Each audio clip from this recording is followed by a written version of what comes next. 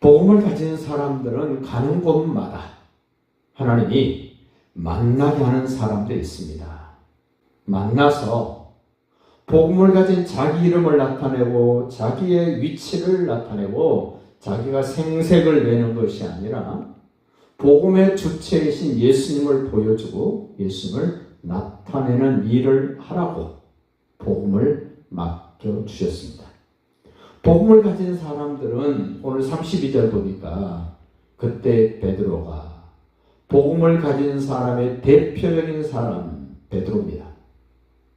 예수님이 12제자 가운데 가장 먼저 불리어지는 베드로, 예수님의 소위 수제자, 그 복음을 가진 대표적인 인물인 베드로가 사방으로 두루 다녔다. 복음을 가진 사람은 한 곳에 머무르지 않습니다. 성령이 이끄시는 대로, 복음이 필요한 사람이 있는 대로 돌아다니고 돌아다닙니다. 그래서 예루살렘에서 약 한 20km 정도 떨어진 룻다로 갑니다. 복음을 필요로 한 사람을 찾아가는 겁니다. 내가 정해놓고 가는 것이 아닙니다. 성령께서 인도하셔서 꼭 복음이 필요한 사람, 예수가 필요한 사람을 만나게 하십니다. 오늘 룻다에서 성도들을 만나고 거기서 에니아라는 사람을 만납니다. 그는 중풍병자입니다. 8년 동안 앓아 누워 있습니다. 인간적으로, 육신적으로, 세상적으로 치료될 가능성이 없습니다. 8년 정도 누워 있었으면 더운 지역에서 욕창도 났을 것이며 몹시 힘들고 어려웠을 것입니다. 그런데 복음을 가진 사람이 찾아갔습니다. 베드로가 찾아가서 만나서 뭐 하나 볼까요? 34절. 베드로가 이르되 에니야야, 예수 그리스도께서 너를 낫게 하신다. 내가 너를 고쳐줄게 아닙니다. 내가 너를 일으켜줄게 아닙니다. 내가 너를 살려줄게 아닙니다. 예수 그리스도께서 너를 낫게 하신다. 복음을 가진 사람들의 특징이 누구를 만나든 예수를 전합니다. 예수를 나타내 보여줍니다. 복음을 가진 대표적인 사람 베드로는 절대절명의 순간에도 엄청난 유혹이 올 수 있습니다. 내가 너를 고쳐줄게. 내가 너를 일으켜줄게. 삽시간에 인기 절정의 사람이 될 수 있습니다. 오늘날도 복음을 가진 사람이 조금만 잘못되면 자기 이름을 나타냅니다. 자기 신분을, 자기 위치를 두드러지게 나타냅니다. 그런데 베드로 8년 중풍병자로 누워있는 사람 이렇게 세울 때 내가 너 세웠다, 내가 너 고쳤다 그러지 않고 분명하고도 정확하게 예수 그리스도께서 너를 낫게 하신다. 오늘날 목회자들이나 믿음의 식구들이 내가 기도해서 고쳐줄 거야, 내가 능력으로 고쳐줄 거야, 이런 유혹, 이런 미혹, 이런 잘못된 모습으로 할 때가 더러 있습니다. 그래도 오늘 복음의 대표적인 사람 베드로는 예수 그리스도께서 너를 낫게 하신다. 그러자 곧 일어납니다. 그러면서 35절 룻다와 샤론에 사는 사람들이 다 그를 보고 에냐를 보고 베드로가 예수 그리스도 이름으로 일으킨 그 에냐를 보고 주께로 돌아오니라. 지금 베드로 앞에 사람들이 많이 모여왔습니다.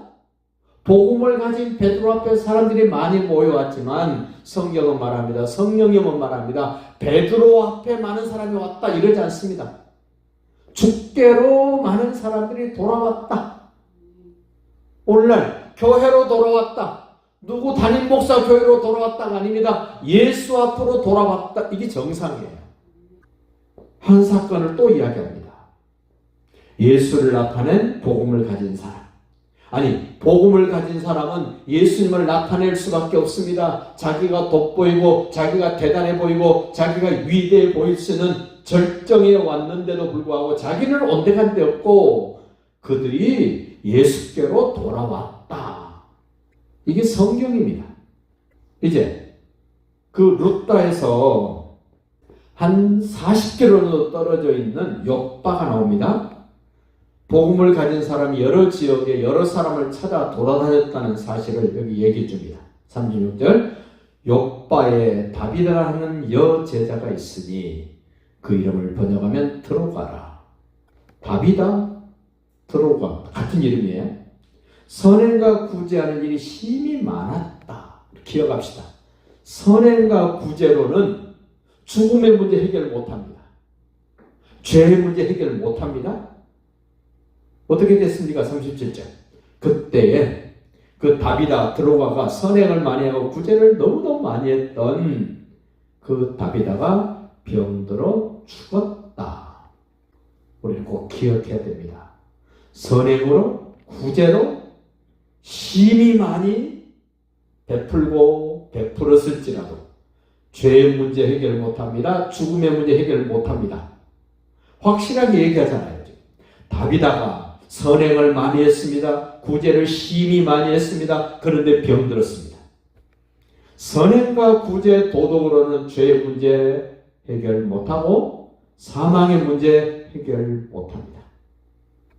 룻다가 욥바에서 가까운지라 제자들이 베드로가 룻다에 있다는 말을 듣고 베드로를 청합니다. 앞에서 얘기했던 에니야는 청하지 않았는데 복음을 가진 사람이 찾아갔습니다. 이제 다비다의 사건은 사람들이 복음을 가진 사람을 초청합니다. 빨리 오십시오. 속히 와주셔야 됩니다. 세상은 선행과 구제와 윤리에 빠져있는 사람들은 빨리 복음이 그들에게 전달되어야 됩니다. 더 지체되면 선행 때문에, 구제 때문에, 윤리, 도덕 때문에 그들은 죽습니다. 다비다가 그러다 죽었잖아요. 룻다가 욥바에서 가까운지라 제자들이 베드로가 거기 있음을 듣고 두 사람을 보내어 지체 말고 와달라고 간청했다. 에니야는 죽지는 않았습니다. 8년 동안 중풍병으로 누워 있습니다. 여기 지금 들어가는 선행을 많이 했고 구제를 많이 했지만 병들어 죽었습니다. 죽었으니까 얼마나 급합니까? 복음을 가진 사람을 급히 초대합니다. 초청합니다. 와달라고 간청합니다.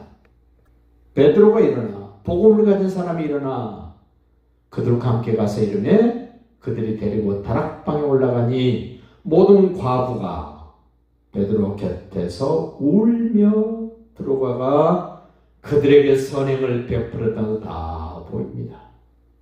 한 가지 더 기억합시다. 선행과 구제와 눈물로는 죄의 문제 해결이 안 됩니다. 사망의 문제 해결할 수 없습니다.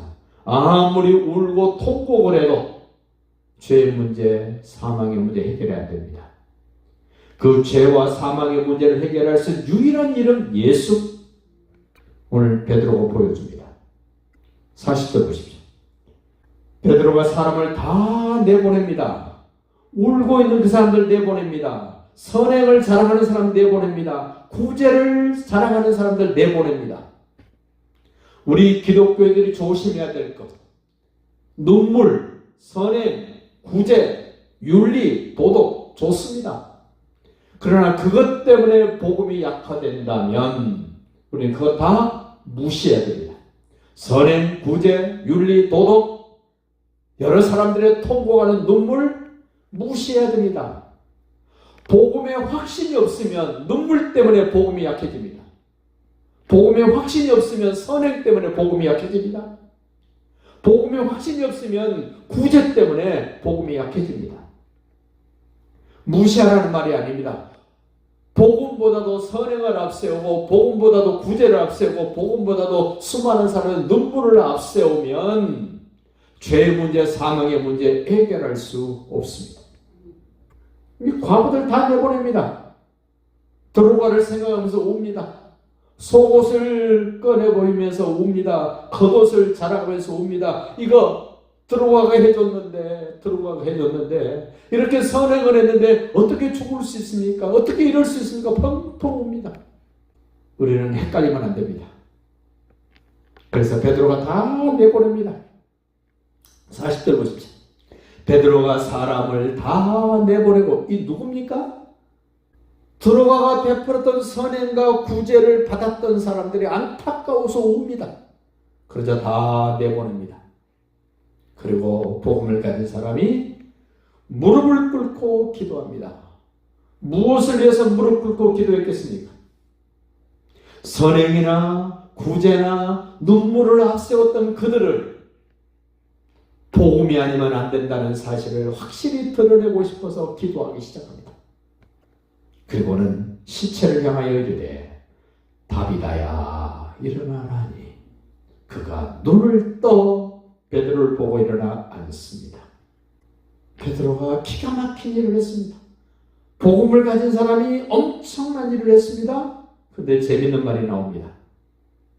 분명히 조금 전에 죽어서 씻어서 다락에 올려놨던 선행과 구제를 자랑했던 그 드로아가 베풀었던 그 여러 가지 일들 때문에 펑펑 울고 있었던 그 사람들에게 드로아가 살아난 것을 보여줍니다. 그리고 42절 보십시오. 온 요파 사람이 알고 많은 사람이 주를 믿더라. 베드로를 존경하더라. 베드로를 높이더라. 이게 아닙니다. 복음을 가진 사람은 오직 복음의 주체이신 예수, 죽은 자를 살려도 예수를 믿게 만들고 중풍병자를 일으켜도 예수를 믿게 만들고, 복음을 가진 사람은 무엇을 하든지 주님 예수 그리스도를 나타낸다는 사실을 기억하십시오. 기도하는 것도 복음의 주체이신 예수를 나타내도록 기도해야 됩니다. 죽은 자를 살려도 예수, 병든 자를 고쳐도 예수, 오직 예수를 나타낼 수 있는 사람, 복음을 가진 사람입니다. 마지막 43절 보십시오. 베드로가 요빠에 여러 날 있어 시몬이라 하는 무두장의 집에서 머무니라. 무두장이라는 말은 동물 가죽을 가공하는 직업입니다. 유대인들은 이 동물 가죽을 가공하는 직업을 가진 사람을 부정한 사람으로 취급을 합니다. 그런데 복음을 가진 사람이 누구 집에 머물고 있습니까? 지금?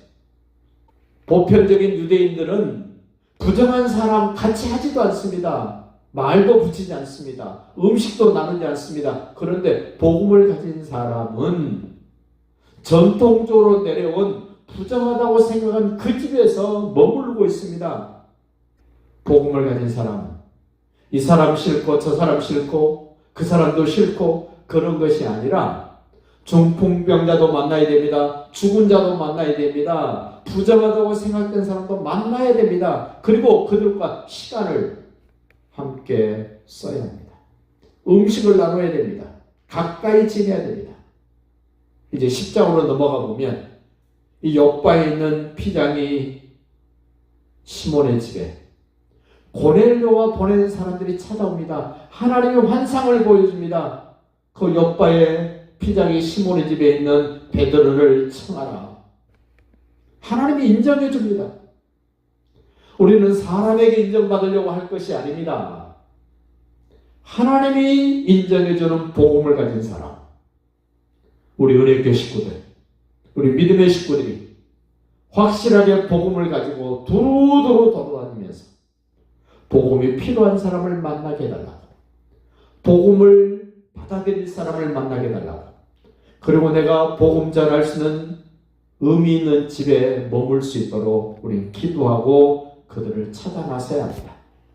오늘 우리가 해야 될 일, 복음이 필요한 사람이 누구인지, 어떤 사람에게 내가 가서 복음을 전해야 될지, 예수가 하나님 아들 그리스도인 것을 나타내고 전하는 일에 좀 더 집중하는 우리 모두가 될 수 있기를 예수님의 이름으로 축복합니다.